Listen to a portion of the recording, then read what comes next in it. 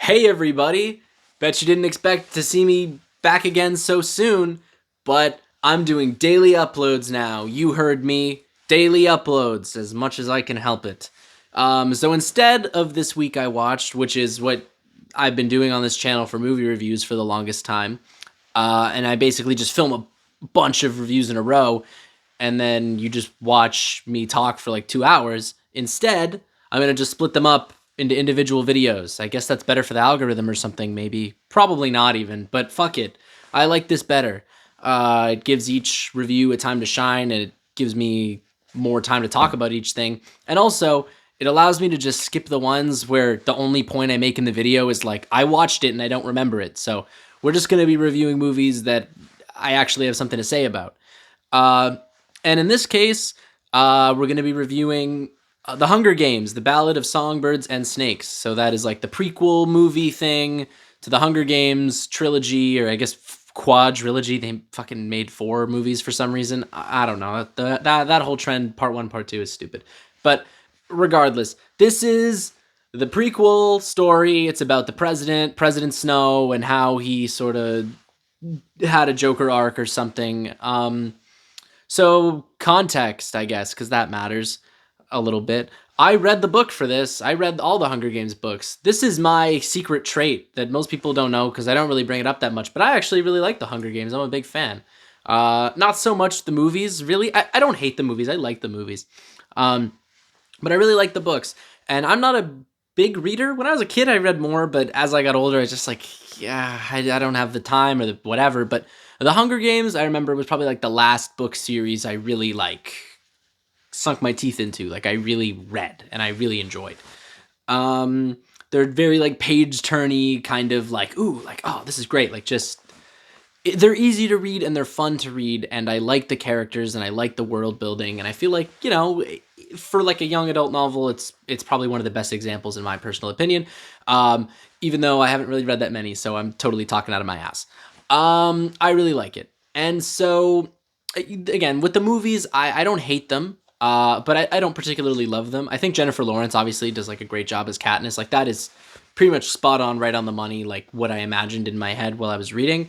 But it's just, it feels like just sort of the books on fast forward, which I think is pretty much the consensus for like any book to movie adaptation. It feels like it's very hard to kind of stick the landing there if you're really just trying to do like a 1-for-1 adaptation and you're not just taking it in a whole different direction and fucking around. It's pretty hard to really nail it. And for what it is, they're really good. I think the first one is not that good, but the other ones are pretty solid, especially Catching Fire. Though again, I think I'm basically just saying like the popular opinion. Most people seem to agree Catching Fire is the best one. Yeah, and then Mockingjay shouldn't have been split into 2 movies. I always thought that was a stupid, weird decision. Mockingjay's the shortest book. Like there is a lot that happens in it, but it, like, page count wise, it's the shortest one. So weird. Like at least with Harry Potter and Twilight, it was like, well, if you looked at each book, like, I'm not even saying reading them, but if you looked at each book on a shelf, you'd be like, I could see how that one is part 1, part 2, because it's like double the length of the other ones. But yeah, that was always a weird choice. But for what it was fine. And I still like those movies. But this one is an interesting case. So obviously this one came out years after they released this prequel book, Suzanne Collins, the author. And I read it. I have read this book. And I actually really liked it. I really liked the book. I think it's the weakest out of the whole franchise or whatever, but I still like the book. It was definitely enjoyable, more than I expected to like it, just because like I don't give a fuck about President Snow. When I heard that was the direction it was going, I was like, oh, okay, we're not doing like Haymitch or something. Like this is the character, okay. And you know what? Like for what it is, it's a pretty interesting story. Like it's a compelling narrative, and there's choices in it that I like, and it goes in interesting directions. It's cool. It's a cool book. And the movie's all right. It's pretty good. It's not mind blowing, and I think the biggest criticism I have for it is it really does just feel like the book on fast forward. I mean, as somebody who read the book and has the context, I'm watching this movie like, oh yeah, like I totally get what he's thinking here. Okay, like I know what this scene is like about as it's just about to happen. But if you haven't read the book, I feel like this one might not really hit the same. I feel like there's probably a lot of parts where people are confused or sort of like, why did that happen? Why is he making that choice? Um, and I totally understand that. And I think that that's something that should be discussed. I don't think that that's like an unfair criticism to say. And I agree with it. I think that they should have kind of spent more time on certain things. I know that apparently there's like a longer cut of this movie. It was like originally like what was it, like 4 hours or some shit I heard. I don't know for sure. Maybe I'm talking out of my ass. Um, but yeah, there's supposed to be like a longer version of this, and you can definitely tell. I think especially in the third act. I don't know if I want to do spoilers. You know what? Fuck it. We're gonna do a little bit of spoilers here. I feel like that's the only way to really like explain. I'll try to keep it vague, but basically this movie is very much a three-act structure. Like it's literally like in the movie they go part one, part two, part three. The book does the same thing. Um, Part one, I think, is not very appropriately paced. It seems like they're kind of just chugging along, rushing through it so that they can get you to part two. And part two feels like sort of the part that the movie really wants to kind of explore. And for what it's worth, like it is entertaining. It's part two is the part where the Hunger Games, the whole thing that's where it actually happens is part two, and then part one and part three are very much not about that at all. Um, but I feel like part two is sort of the least relevant part, like thematically and like from a character perspective. Like, yeah, it's the Hunger Games, but also like there's I I don't really think there's much that happens in there that's really that relevant to like Snow's arc. At least in comparison to part three, where I feel like that's sort of like really the meat of that book is when you get to part three. Um, and then part two is great. Part two is engaging. It's interesting, but again, they're focusing so much on the games themselves, and it's like that was never really the focus of the book. Like obviously they have to. It's a big blockbuster movie, and it's not a particularly action packed story. So I understand why they made that choice. It's just not one I would have made. Like I feel like I want to get to know the characters more, and I want to get those like pivotal character moments that really add to stuff. So in the book, there's this character, Sejanus, who's friends with Snow, and they have like a really kind of interesting dynamic. And I think it's kind of predictable, but still, there's something interesting there. And I think in the movie they kind of gloss over a lot of that. Snow has like a relationship with the guy's parents, and there's sort of like an interesting connection there. Not even remotely explored in the movie. Like you don't really see any of that.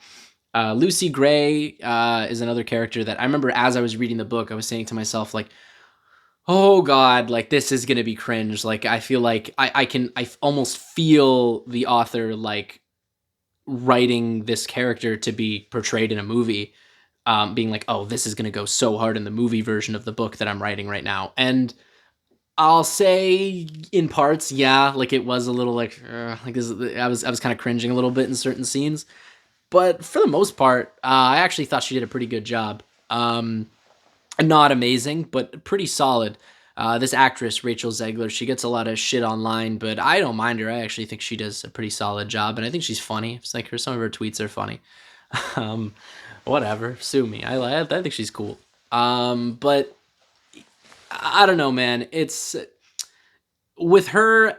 I feel like again, it's sort of very unexplored in the movie. There's she has a whole connection with this one guy and like her little found family that she has, and in the book you get to see more of those characters, and in the movie it's just go go go. We got to really just it's basically again, I think I've said it like 5 times. It's the book on fast forward. If you've read the book, it's it's the book. Like you'll be like, oh yeah, I mean they're hitting the notes. They're just not getting the in between parts. Like again, in part three of this story, again I don't want to give too much away because I don't want to be the total spoilery, but there's let's just say there's part three is sort of fragmented between two worlds, so to speak. It's like Snow is in one location and then oftentimes has to kind of go out of his way and sort of sneak out to get to another location. And in the book, you really get to see both of those locations and kind of him being torn between those two spots, and him thinking after going and seeing certain people, and then he has time to reflect when he goes back to other places. And in the movie, they never go back. Like there's that one location, but you don't even really ever see him in that spot unless it's absolutely 100% plot critical, and everything else you could tell they're really rushing. So, he sees Lucy Gray, and he's like, "Hey, I'll see you tomorrow," and then they just immediately it's tomorrow. So it's like, like I'm not really sold on like the passage of time there. It just feels very like quick, like the Cliff's Notes version of the book, and that's sort of my issue. But again, if you haven't read the book, maybe that won't be an issue. But from what I understand, it does seem to be an issue. I tried to talk to some, again, before I filmed this review, I've talked to a few people who hadn't read the book, and I saw it with somebody who hadn't read the book, and they were even like, yeah, there were certain parts I felt like they really kind of like wanted it to be a moment, but they rushed through it, and certain parts where people were confused watching it, and I can definitely understand why. Wasn't an issue for me, because again, I read it, but it did kind of make certain moments ring hollow, because like, even though I had the context to understand it, I was like, sure, but you're not presenting this to me. Like in this narrative, it's not hitting the same because you're not giving me the extra pieces to fill that. So yeah, I mean, sure, as a screenplay, it's maybe a touch flawed, but maybe they could have improved it with a longer running time. Maybe there will be like a director's cut or something like that, because I know that there was more filmed for this. So if they can kind of add in some of that to fill the gaps, I wouldn't mind a longer runtime. It's a long movie, but it's not that long. Like, it's not like, holy fuck, this movie's so bullshit long. Maybe to some people, but I mean, the fact that like I just sat through, what was it? Killers of the Flower Moon, that Scorsese movie, great movie. Sorry, I don't want to say sat through, because I really like that movie, but it is long as fuck. That is a 3 hour and 30-minute movie, right? Some crazy fucking long length like that. 240 kind of feels like nothing in comparison. Like we could have just done the 3 hours. Like the extra 15 minutes, I actually think would have added a lot to this. Even like more than that, but really like even just 15 minutes. Like really, we could have. I think we could have improved the movie a lot with just that. But for what it is, I liked it. What was it? Yeah, Snow, I think is like really compelling in this. The actor they got, was it Tom something? He's really great. He does, I do think that he did this character justice. Jason Schwartzman is fucking hilarious as, Lucky Flickerman, I think his name is. I'm trying to remember, this fucking Hunger Games names are complicated. Bear with me, guys. And he's funny. He's really funny in this. And I will say, I appreciated the fact that they used him very sparingly. Like, it was almost leave him wanting more kind of thing. Because honestly, I actually could have done with more. Because I was worried that they were going to overuse him. When he first showed up, they were really making him jokey. And I was like, oh boy, I hope he doesn't like kill the tension in every scene by just being like too jokey. But honestly, he was great. Just added like a nice element of like comic relief to these scenes. And I could have used more. I would have enjoyed more of him, to be honest. But yeah, man, for what it is, solid movie. CGI was kind of like mid in certain parts, but like at this point, I don't even care. Like, I'm not even expecting good CGI anymore. I've given up. That ship has sailed, Mr. Incredible. But, it's 2023. What are you going to do? They don't make movies with good CGI anymore. And it's not the worst I've seen, I'll tell you. This year even, it's not the worst I've seen. Like, Ant-Man 3 and that kind of shit. I mean, fuck. At least we're not playing in that ballpark. It's better than that. And yeah, no, there's some great performances in it, and some not so like amazing performances, but like most of the actors in the movie are doing a good job. And it was nice to return to this world and kind of like re-explore some of the themes that were brought up in the previous books and movies. I think of the more books first before I think of the movies, because I read the books first, and so that's just always, because I'm a nerd. I'm going to always talk about the books instead of the movies. But they're good. The movies are fine, and this one was another fine one. I liked it a lot. I didn't love it, but I liked it. Honestly, like a 7 out of 10, I feel like is appropriate.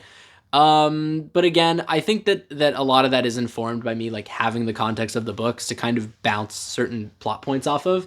I think if I hadn't read the books it would probably be like a 6. I'm going to be totally real with you.